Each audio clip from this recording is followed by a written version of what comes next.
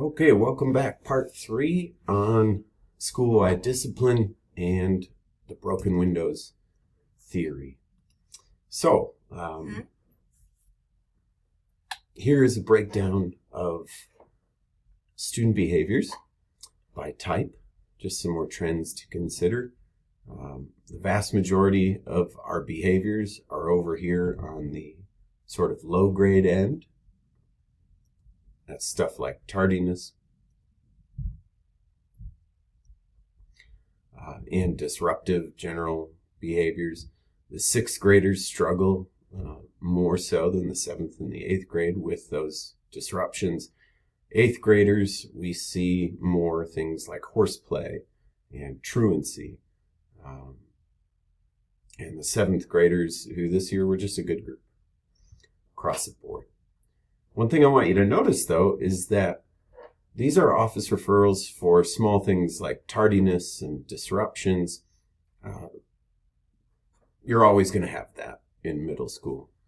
Over here, we saw very little threatening, vandalism, prohibited items, bullying, fights. Those more serious behaviors were far less common. And I think that's a result of focusing on the little things. There's a theory in sociology and criminology called broken windows theory. Started in the early 80s in New York City, looking at different boroughs.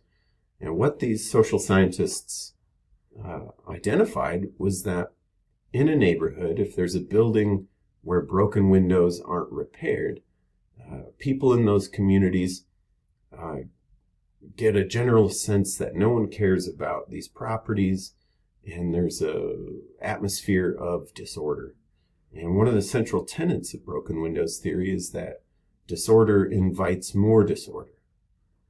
So what you see over time is more windows get broken.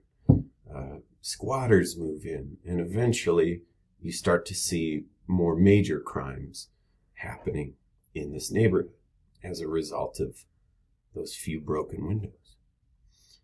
Visible signs of disorder, even small ones, send a message that rules aren't enforced and no one is in control.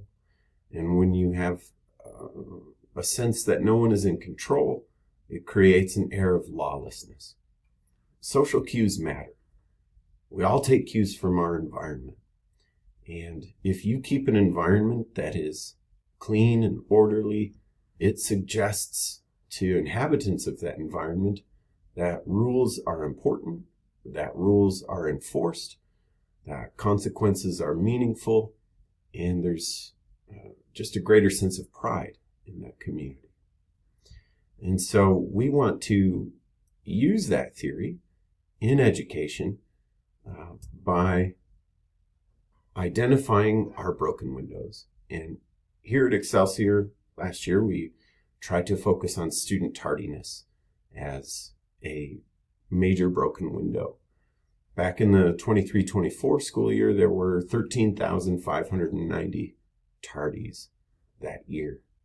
But by focusing on it and being diligent, we were able to reduce that number to 6,618 tardies last year. That's a significant reduction. And by eliminating all these broken windows, 51% reduction, that's 193 hours of instruction, assuming the average tardy is 2 minutes. And that sends a message. That's a social cue to our students that we value orderly transitions and we value class time. And when we send that social message to our students, it helps prevent the larger things from happening. And we can actually see that reflected in the data. Back in the 23-24 school year, we had 115 out-of-school suspension days. And last year, that number had been reduced to 74. That's a 36% reduction, more than 41 school days, or 250 hours of instruction.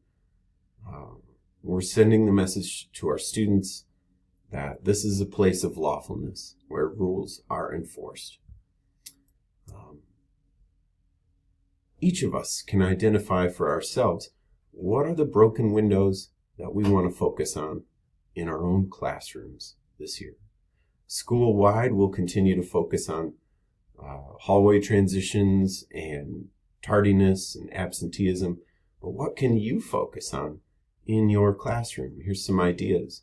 You may want to pause the video right here and just take some time. Look at all these examples and think about what are those unconscious social cues that are happening in my classroom that I want to crack down on, that I want to significantly reduce, and thereby reduce more or larger disruptions within my classroom.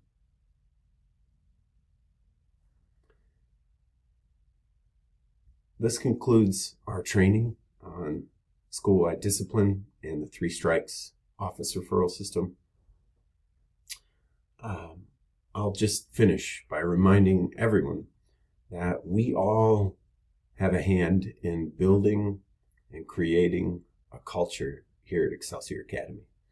And every rule we enforce, everything we correct, and everything that we tolerate or don't correct has a hand in shaping the culture in our building. Feel free to stop by my office anytime if you'd like clarification on any of this. And, well, I hope you all have a fantastic year.